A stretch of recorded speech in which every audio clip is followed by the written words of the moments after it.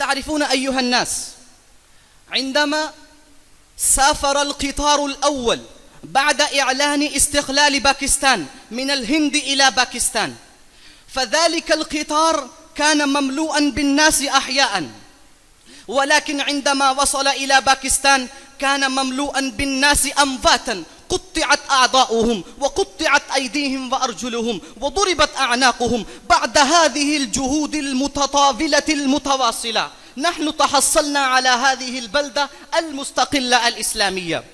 فلبيان تلك الأضحيات الجليلة وكذلك أهمية باكستان أريد أن أدعو طالبا من الدرجة الأولى اسمه محمد حسنين ليتقدم هنا ويلقي علينا خطبة جميلة. محمد حسنين من الدرجة الأولى.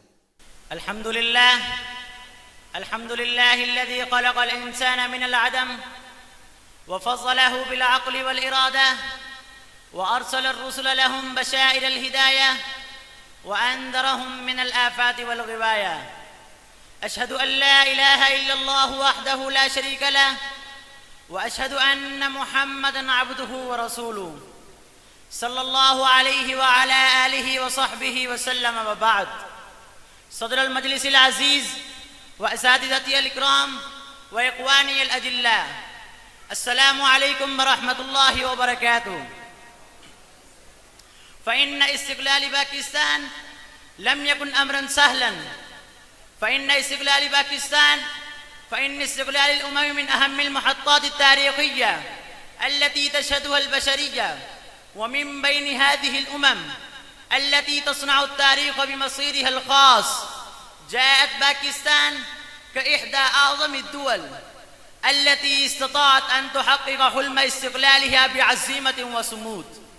أيها الأحبة، فلنعد إلى ماضي باكستان النضالي، حيث كانت هذه البلاد تعيش تحت وطأة الاستعمار البريطاني، وعانت من التمييز والازدهار لفترة طويلة. كان الشعب الباكستاني يتطلع إلى الحرية والاستقلال، يتشبث بأمله بعزيمة لا تلين، ويقدم تضحياته العظيمة للحصول على وطن يحكم ويدبر شؤونه بنفسه. إن تحقيق استقلال باكستان لم يكن أمرا سهلا، بل كان محفوفا بالصعاب والتحديات، فقد تواجه القادة والمجاهدون الباكستانيون الاضطهاد والقهر، ولكنهم بثوا الأمل في قلوب شعبهم ووحدوا صفوفهم للوصول إلى هدفهم النبيل.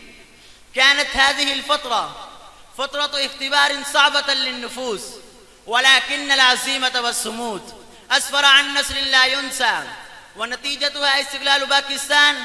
واعلموا أن باكستان أرض نبيلة وفية تتوسع بالجمال والأمجاد حياة، ترفرف رايتها في السماء فوقا، وفي كل يوم ينبثق أمل جديد.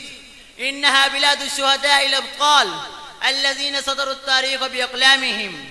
باكستان دار السلام والعطاء، نقدم حبنا وودنا الصادقة، فلتحفظك السماء يا ملاذ العز، وتدوم الإفراء على أرضك المبارك.